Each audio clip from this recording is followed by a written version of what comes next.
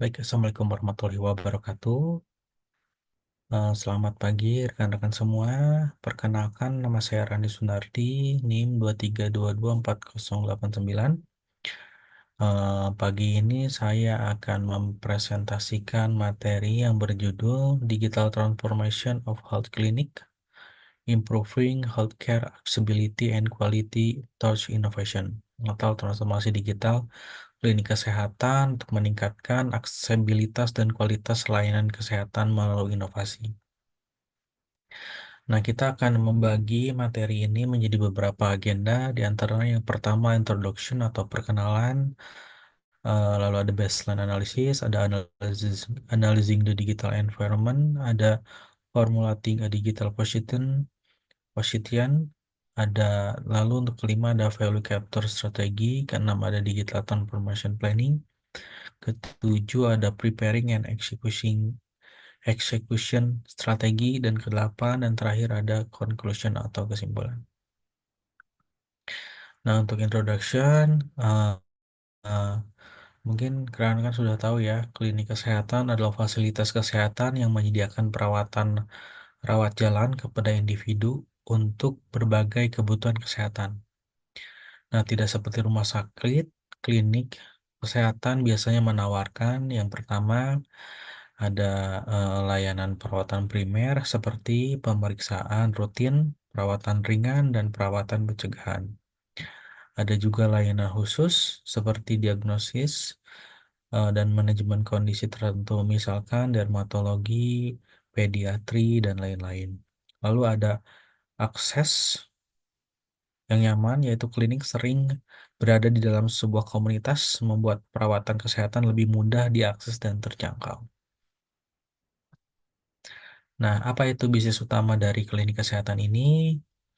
Eh, Mungkin intinya aja, yang pertama adalah perawatan pasien, jadi memberikan layanan medis berkualitas tinggi dan personal. Ada revenue generation atau pendapatan dari konsultasi, tes diagnostik, dan perawatan yang ditentukan. Lalu ada promosi kesehatan, yaitu mendorong perawatan atau pencegahan melalui pendidikan dan jangkauan masyarakat. Nah, untuk klinik kesehatan ini menjadi salah satu garda terdepan untuk memenuhi kebutuhan kesehatan pasien atau masyarakat.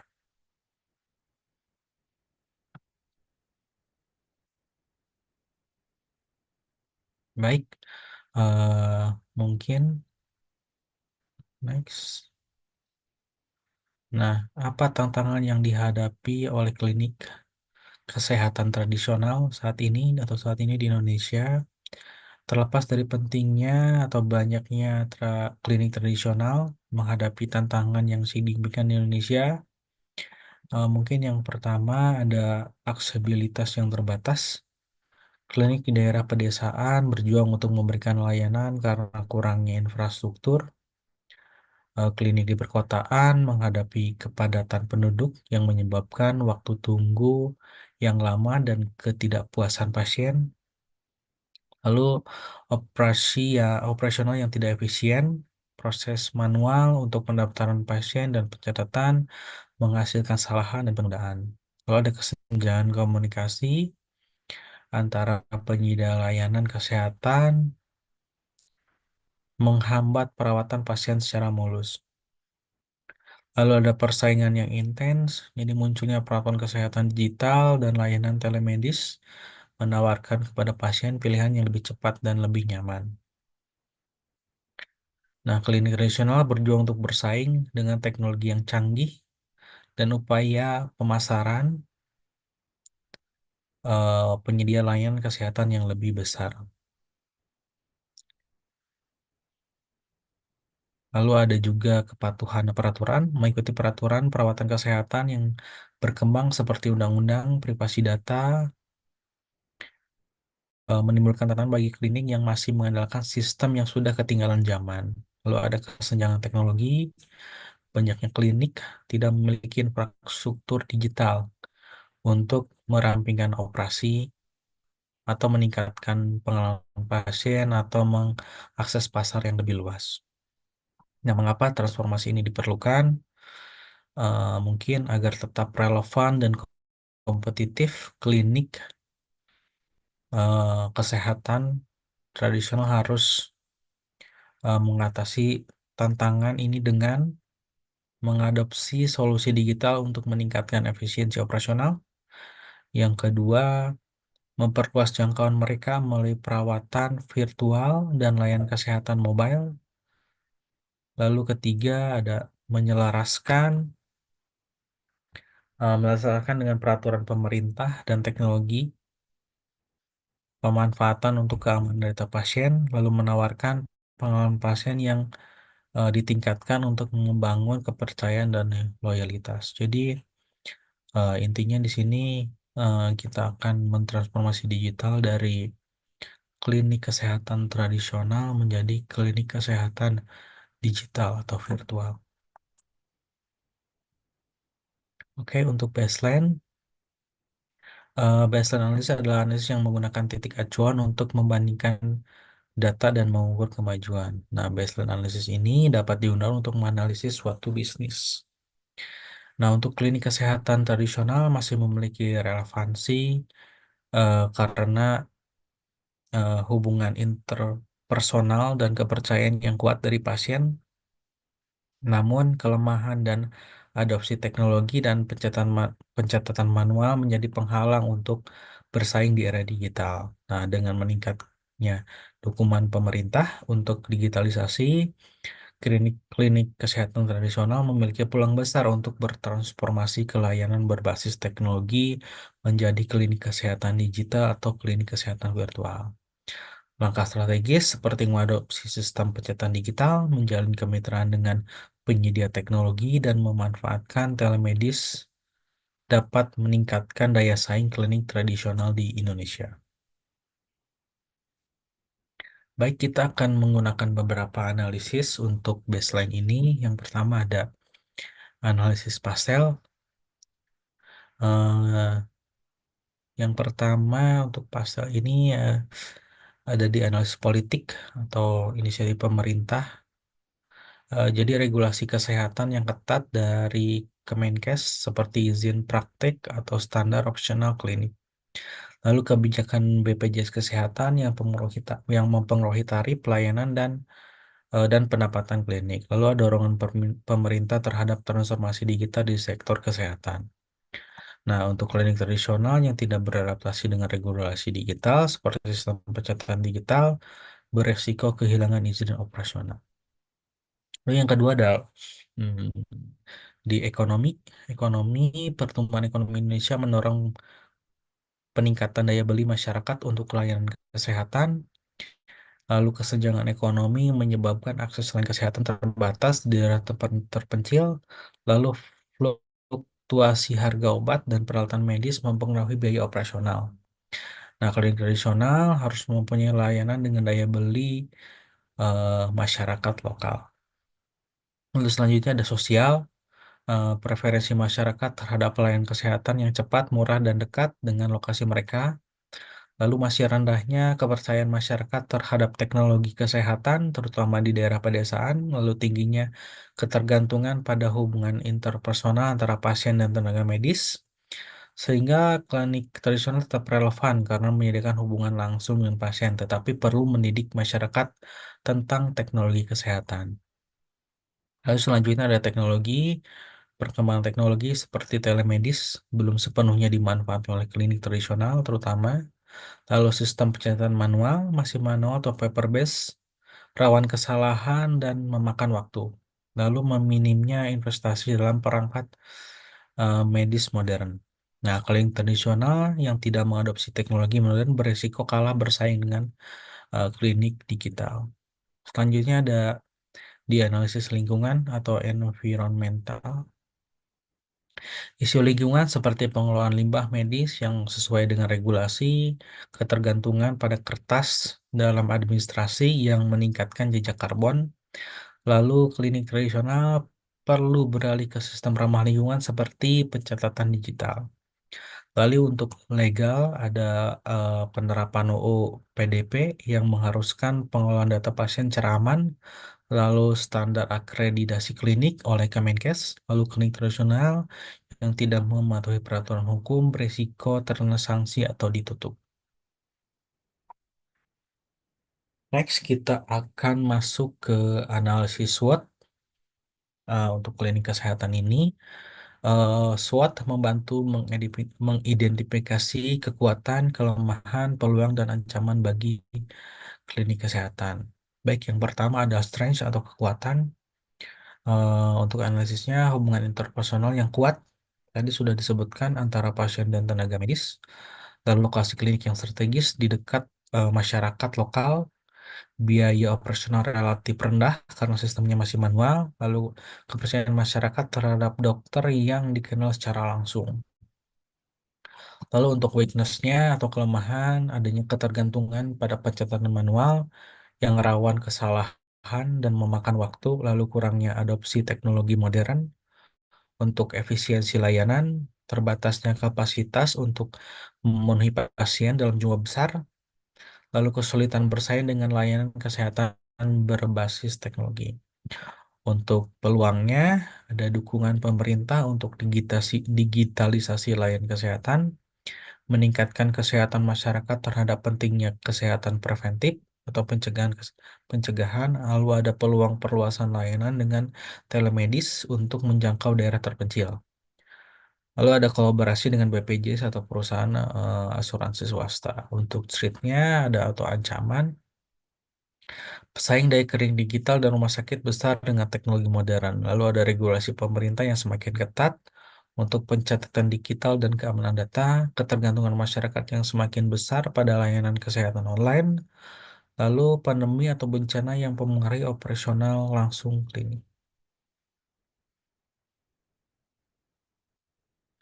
Baik, kita akan menganalisis environmental, analisis tren.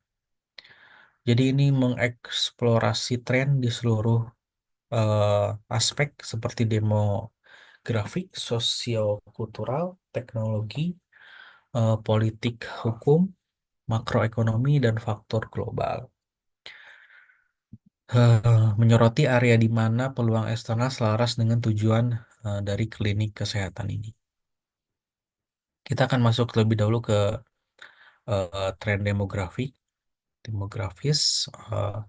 untuk populasi muda. Jadi Indonesia memiliki usia rata-rata sekitar 30 tahun dengan populasi yang berkembang dan paham teknologi yang mudah mengadopsi layanan digital seperti telemedis. Lalu ada populasi yang menua, segmen penuaan kurang lebih 7% di atas 65 tahun semakin membutuhkan manajemen penyakit kronis, menciptakan permintaan untuk perawatan virtual jangka panjang. Lalu urbanisasi, pertumbuhan perkotaan yang cepat mendorong permintaan untuk pilihan perawatan kesehatan yang nyaman. Namun populasi pedesaan sekitar 45% tetap kurang terlayani, menyoroti peluang untuk menembus daerah-daerah ini. Lalu ada tren sosial budaya atau sosial kultural. Kesadaran kesehatan yang pertama, jadi peningkatan kesadaran akan kesehatan dan kesehatan preventif, terutama pasca pandemi.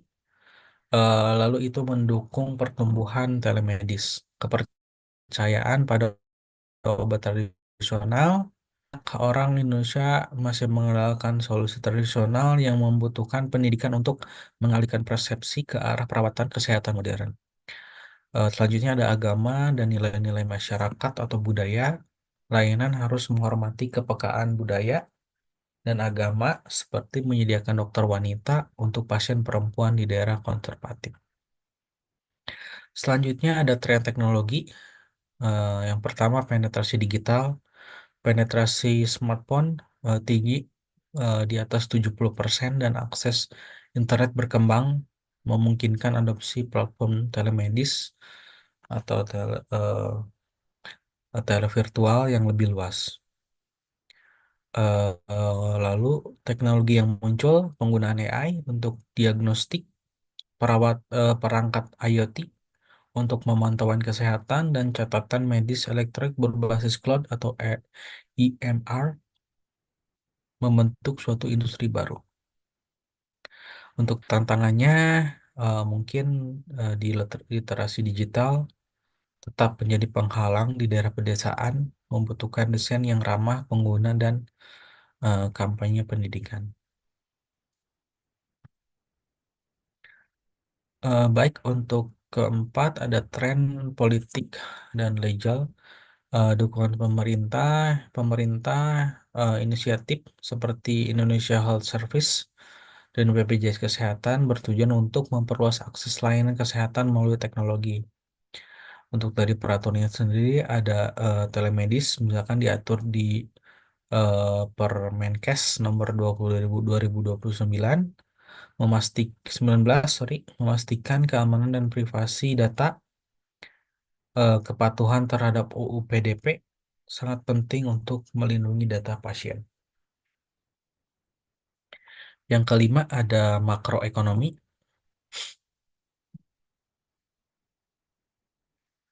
Pertumbuhan ekonomi meningkatnya pendapatan kelas menengah mendorong permintaan untuk solusi perawatan kesehatan yang nyaman. Lalu pengeluaran out of pocket perawatan kesehatan di Indonesia masih mahal bagi sebagian banyak orang, menciptakan peluang untuk layanan telehealth yang terjangkau. Lalu kesenjangan regional, infrastruktur kesehatan yang tidak merata menyoroti perlunya solusi virtual untuk dapat diskalabilitas di daerah pedesaan. Lalu untuk tren global, ledakan telehealth, jadi pasca pandemi, kesehatan virtual telah diadopsi secara global, menawarkan peluang untuk mengalokasi dan menerapkan praktek terbaiknya. Lalu persaingan global, perusahaan seperti Teladoc, Amazon Care menetapkan tolak ukur tinggi dalam telehealth, tetapi lokalisasi memberikan keunggulan bagi penyedia di Indonesia. Kolaborasi lintas batas, kemitraan dengan perusahaan teknologi kesehatan global dapat mempercepat inovasi di Indonesia. Lalu untuk kompetitor analisis atau analisis pesaing, analis pesaing mengidentifikasi persaingan saat ini dan pesaing potensial, memungkinkan bisnis untuk membedakan dirinya dan mengantisipasi perubahan pasar. Untuk pesaing saat ini, mungkin banyak klinik lokal ya, klinik lokal. Dan untuk platform lokalnya, seperti telemedis itu seperti ada Halodoc, SehatQ, eh, dan lain-lain. Sedangkan untuk pemain global itu ada Teladoc Indonesia. Jadi untuk pesaing lokal unggul karena keakrabannya dengan nuansa budaya dan kemitraan dengan entitas Indonesia seperti BPJS. Lalu untuk pesaing potensial, mungkin raksasa teknologi seperti Amazon Care tadi, terus ada startup yang baru mungkin di bidang kesehatan. Lalu eh, mungkin untuk bersaing bisnis harus fokus pada lokalisasi, personalisasi, dan kemitraan dengan entitas terpercaya. Hmm, Baik, untuk capability analis atau analis kemampuan mengevaluasi kekuatan internal dan kesenjangan pada beberapa media seperti people, proses, system, alignment, durability, and inimitability. Kita akan masuk dulu ke people. Jadi untuk people atau orang, untuk kekuatan utamanya ada di profesional kesehatan yang berpengalaman dan staf muda yang paham akan teknologi.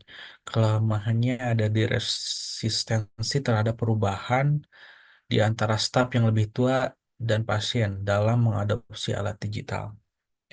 Untuk proses, kekuatan ada di platform digital, merampingkan pemesanan, konsultasi, dan catatan. Untuk kelemahannya kurangnya integrasi tanpa batas dengan klinik offline atau model hibrida. Untuk sistem, IMR yang tadi disebutkan, yang ada di sistem telehealth harus mematuhi UU PDP untuk perlindungan data. Sistem berbasis cloud memungkinkan skalabilitas dan akses jarak jauh. Nah, untuk keselarasan dengan kebijakan pemerintah, misal BPJS sangat penting, lalu kekuatannya peluang kolaborasi dengan klinik lokal dan apotek untuk pendekatan ekosistem.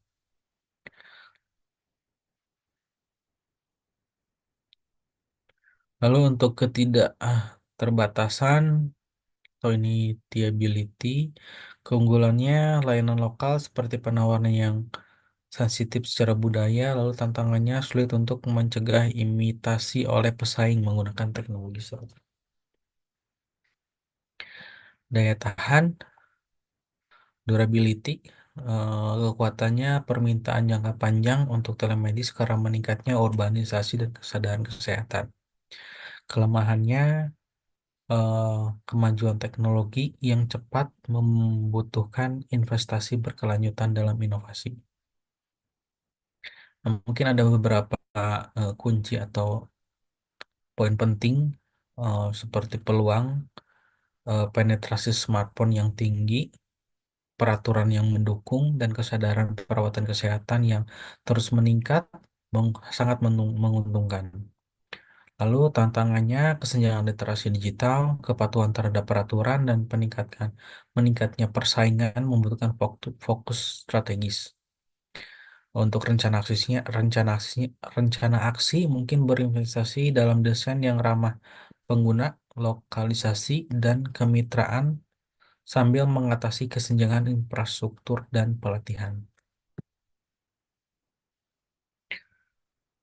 Oke, menggunakan kerangka kerja industri atau analyzing the digital environmental. Jadi ini untuk menganalisis lingkungan digital.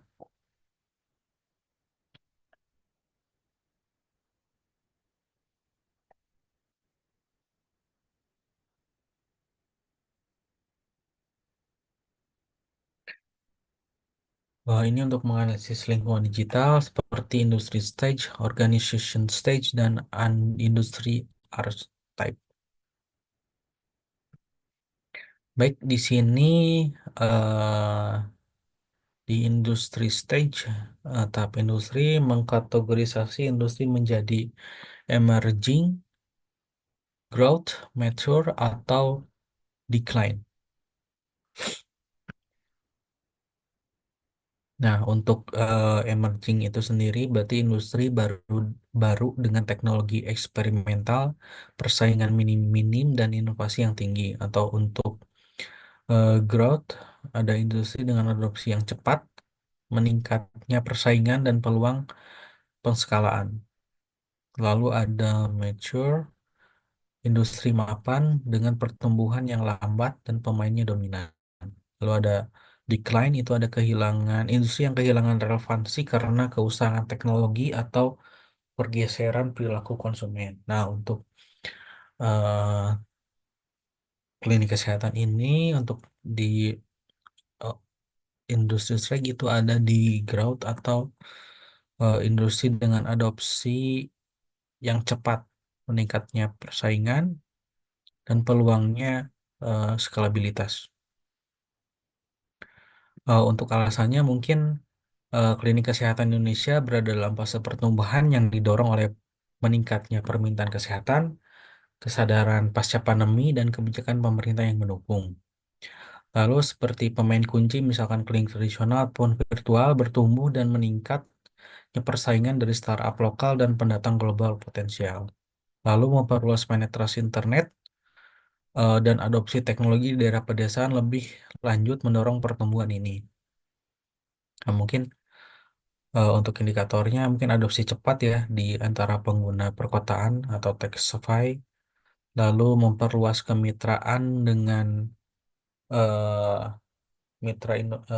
dengan perusahaan asuransi misal BPJS dan apotek lainnya, lalu investasi tinggi dalam infrastruktur digital dan pemasaran.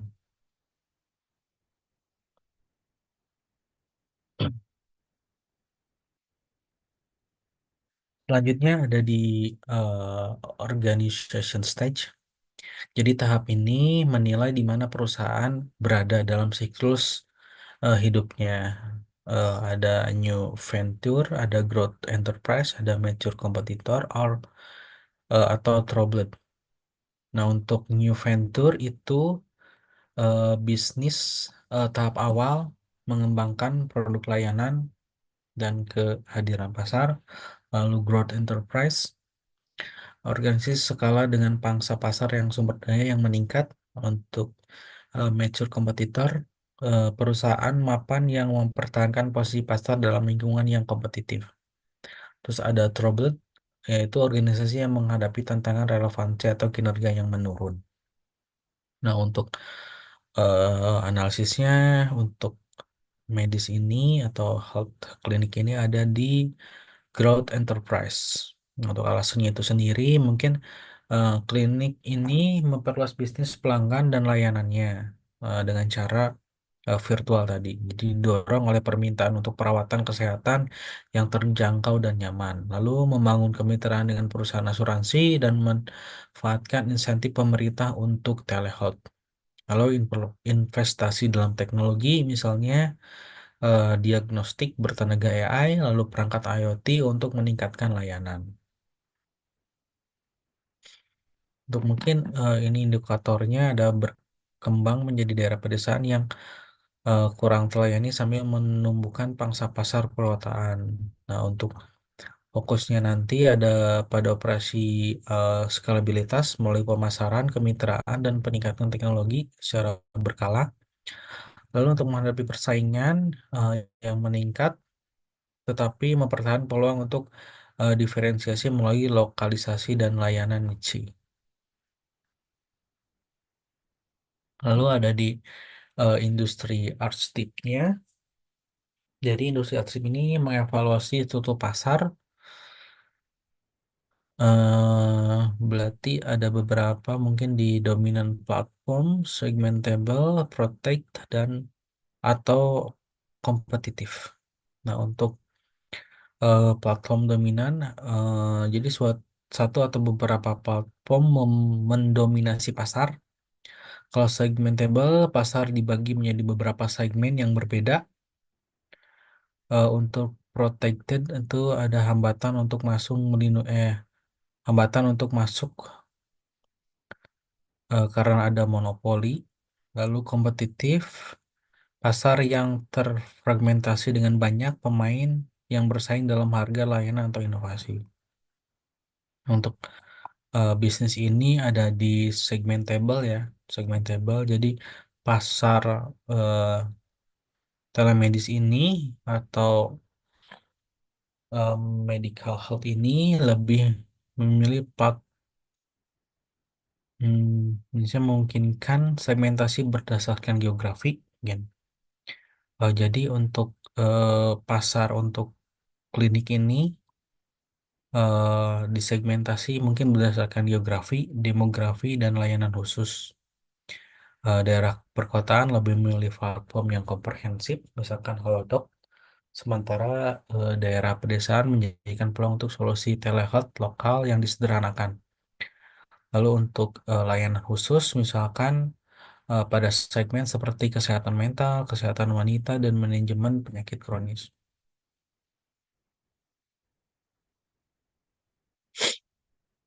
Nah, dari ketiga analisa ini, implikasi untuk untuk eh, eh, health medical ini, peluang pertumbuhannya sangat besar ya. Perkembangan mengekspansi layanan ke daerah pedesaan dengan platform berbiaya rendah dan mudah digunakan. Lalu kembangkan layanan khusus tadi seperti apa tadi?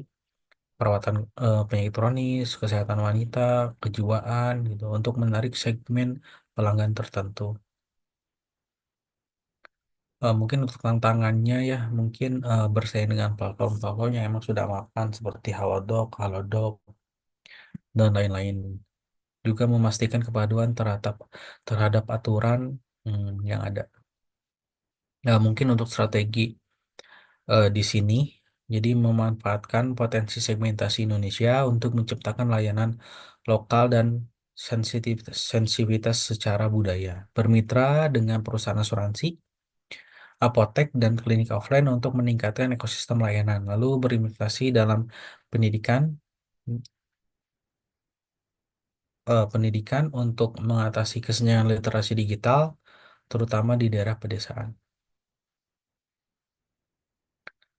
Lalu untuk formulation of digital positioning atau memformulasikan posisi digital,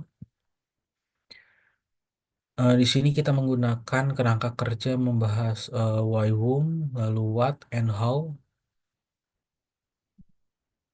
Lanjut kita ke why, whom. Ini bagian ini mengidentifikasi strategi, target audience, dan proporsi nilai untuk klinik kesehatan digital.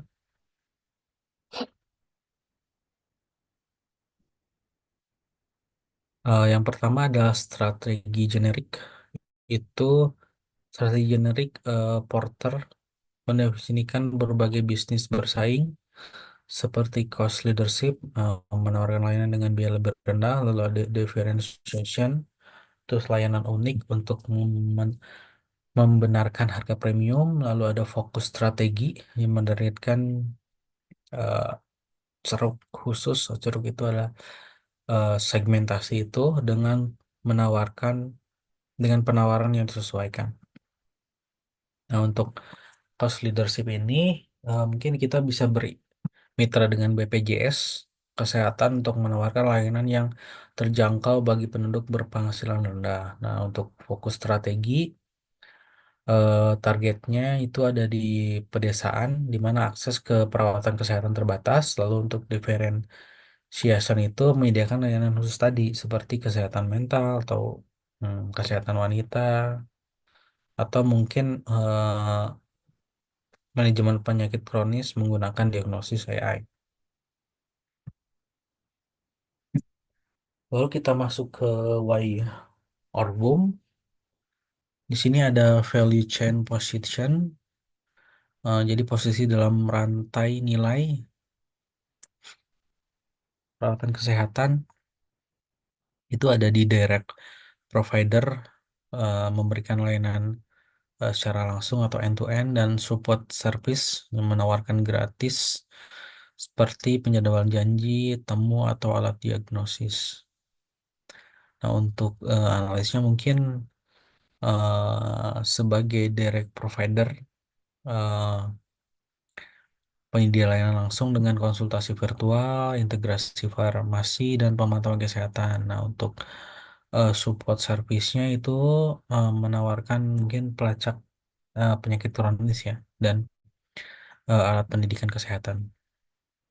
Lalu yang selanjutnya ada target customers. Target customer ini mengidentifikasi pelanggan utama, pelanggan perkotaan yang jelas ya, individu kelas menengah dan paham teknologi untuk mencari kenyamanan, lalu komunitas pedesaan, populasi yang kurang terlayani dan membutuhkan akses perawatan kesehatan dasar, lalu ada niche market, atau market tertentu, itu ada kesehatan manusia, kesehatan mental, ada perawatan lansia, dan lain-lain. Lalu untuk value proposition-nya, hmm, jadi manfaat unik apa yang akan ditawarkan ke pelanggan? Kita bisa ambil mungkin kenyamanan ya, akses 20/7 untuk konsultasi, lalu integrasi dengan BPJS, lalu untuk perawatan yang insentif secara budaya gitu. Misalkan disediakan dokter wanita atau yang lainnya. Untuk data value-nya, pemanfaatan data pasien untuk meningkatkan layanan model bisnis. Analisisnya gunakan AI untuk menganalisis data pasien untuk rencana perawatan kesehatan yang dipersonalisasi. Jadi menawarkan analisis kesehatan populasi kepada perusahaan asuransi dan membuat kebijakan sambil mematuhi PDP atau UU PDP. Lalu untuk what-nya, Jadi bagian ini mengeksplorasi model bisnis yang memonetisasi layanan kesehatan di digital. Mungkin produknya ada di Vivor produk model. Jadi ini eh, membebankan biaya ke pelanggan per layanan atau per produk, misal konsultasi, resep dan lain-lain. Hmm, Lalu untuk model berlangganan ini adalah biaya yang berulang untuk akses lanjut ke layanan. Jadi memperkenalkan rencana berlangganan untuk manajemen perawatan kronis, misalkan menawarkan konsultasi tanpa batas dan tindak lanjut secara teratur. Lalu ada model kemitraan, itu pendapatan dari kolaborasi dengan organisasi lain, misalkan bermitra dengan BPJS, bisa. Model iklan, jadi menghasilkan pendapatan melalui iklan yang ditampilkan di platform. Jadi menampilkan iklan untuk produk kesehatan untuk yang relevan, memastikan mereka selaras dengan kebutuhan pasien, misalkan vitamin, suplemen dan lain-lain. Untuk model premium ini menawarkan layanan dasar secara gratis, jadi memberikan konsultasi dasar secara gratis, eh, seperti itu. Next, nah bagaimana sorry, masih di how ya, betul. Bagian ini berfokus pada keunggulan kompetitif dan skalabilitas, misalkan di network ekonomis, jadi nilai meningkatkan karena lebih banyak pengguna bergabung dengan platform, jadi misalkan lebih banyak pasien, menarik lebih banyak dokter gitu, menciptakan siklus yang baik seperti itu. Lalu sweet cost menghambat yang mencegah pelanggan beralih ke pesaing, jadi mengintegrasikan catatan kesehatan dan data penyakit kronis sehingga tidak nyaman bagi pasien untuk beralih platform. Lalu ada counter positioning, memperkenalkan model bisnis yang tidak dapat ditiru oleh pesaing. Jadi fokus pada segmen pasar tadi yang dapat diabaikan oleh pemain seperti Halodoc. Lalu scale ekonomis, jadi mengurangi biaya per unit seiring pertumbuhan bisnis, jadi menggunakan solusi berbasis cloud, skalabilitas untuk menurunkan biaya TI dan memungkinkan jangkauan nasional. Lalu selanjutnya ada branding, yang membangun nama yang terpercaya dan diakui, mungkin lebih ke menekankan keandaan klinik, kemitraan dengan BPJS, dan keselarasan dengan permen case yang berlaku. Lalu ada corner to research, eh, akses eksklusif ke sumber daya yang berharga, jadi mengamankan kemitraan eksklusif dengan apotek atau perusahaan asuransi lokal, menciptakan ekosistem layanan yang unik. Lalu processing power, keunggulan teknologi sebagai keunggulan kompetitif, jadi berimplementasi dalam AI untuk diagnosis dan analisis kesehatan prediktif yang sesuai dengan tren kesehatan di Indonesia.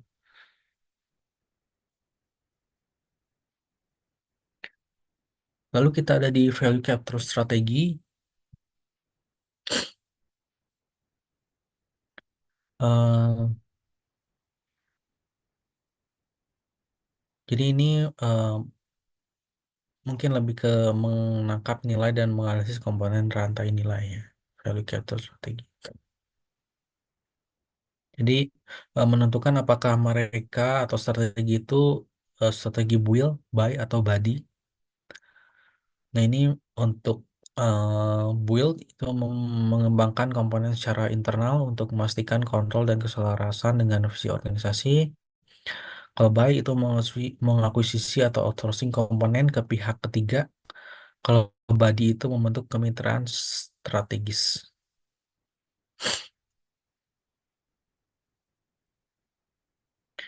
Nah untuk eh, core offering atau penawaran inti ini, kita ambilnya hmm,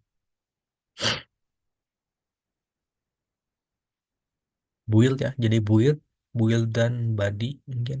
Untuk buildnya itu kembangkan platform telemedis eksklusif dengan fitur seperti konsultasi virtual, diagnostik AI, dan manajemen catatan pasien. Lalu untuk kolaborasinya itu dengan BPJS Kesehatan,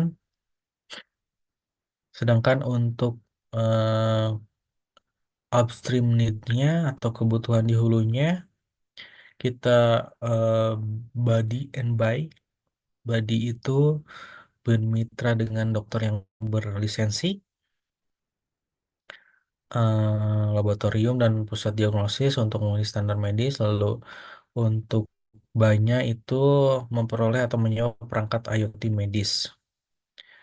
Nah, untuk kebutuhan produksinya atau production need-nya kita ada di build dan body. Untuk build-nya itu kita membuild sistem IT ya untuk platform telemedis, dan body-nya itu ada di cloud infrastrukturnya. Nah, untuk downstream itu sendiri eh, ada di body and build. Untuk body-nya itu berkolaborasi dengan apotek atau perusahaan pengiriman logistik obat-obatan misalnya Gojek dan Grab untuk jangkauan operasional, dan untuk build-nya itu membuat pelayanan in-house yang dilatih untuk memenuhi pertanyaan-pertanyaan dari kesehatan virtual dalam bahasa lokal. Oke, next mungkin seperti itu. Lalu untuk agenda keenam ada digital transformation planning. Ini kita mau planning transformasi digital dengan fokus pada aplikasi, asumsi data, asumsi nilai, asumsi eksekusi, dan asumsi defensibilitas. Nah, untuk aplikasi ini, bagian ini mendefinisikan bagaimana inisiatif transformasi digital akan diterapkan untuk mencegah masalah bisnis atau mencapai tujuan. Memberikan perawatan medis atau kesehatan yang terjangkau dan mudah, lalu meningkatkan hasil pasien melalui inovasi digital, lalu platform telemedis, dengan membuat platform telemedis konsultasi virtual dapat diakses melalui aplikasi atau seluler atau web. Lalu ada AI powered diagnosis, alat untuk menganalisis gejala dan merekomendasikan langkah selanjutnya. Lalu di sistem manajemen pasien, jadi sistem berbasis cloud untuk menyimpan dan mengelola catatan medis dengan aman. Mungkin yang perlu diperhatikan mungkin antar mukanya, lalu integrasi dengan BPJS-nya, lalu mode offline untuk area akses yang terbatas. Lalu untuk data assumption, jadi untuk data pasien dari pendaftaran dan konsultasi, lalu metrik kesehatan dari perangkat yang dikenakan atau alat IoT, lalu data kesehatan masyarakat dari database pemerintah misal.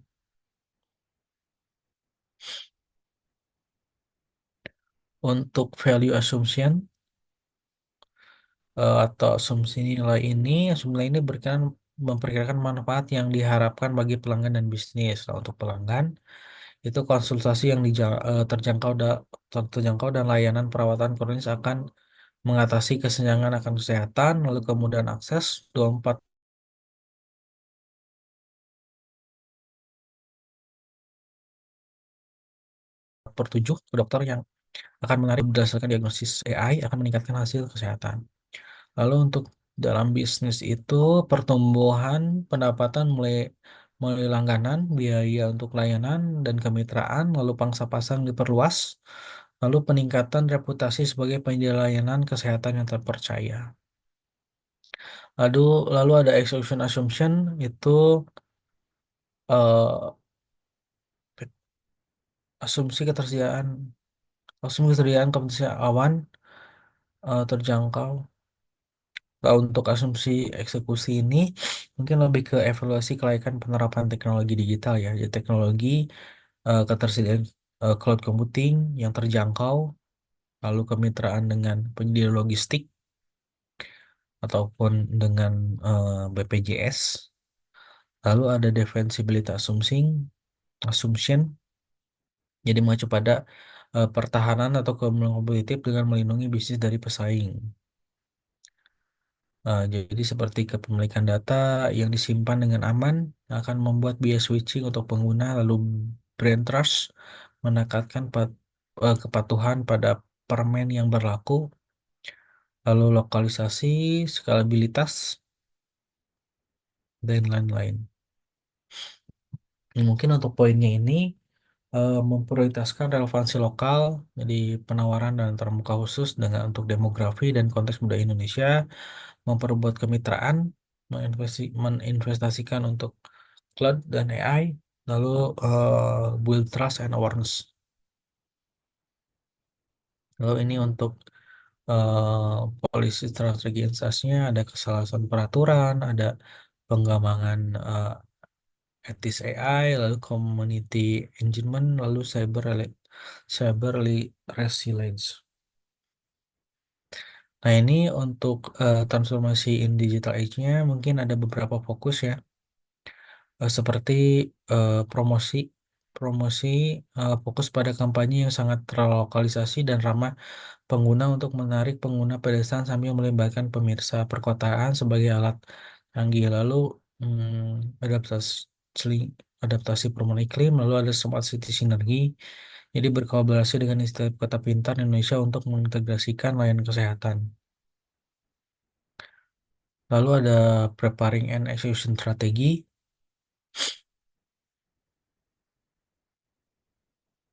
yang mempersiapkan dan melaksanakan strategi transformasi secara digital secara efektif, mempersiapkan masyarakat melibatkan peningkatan literasi digital, menciptakan kepercayaan terhadap teknologi, memastikan akses adil terhadap perangkat dan layanan digital.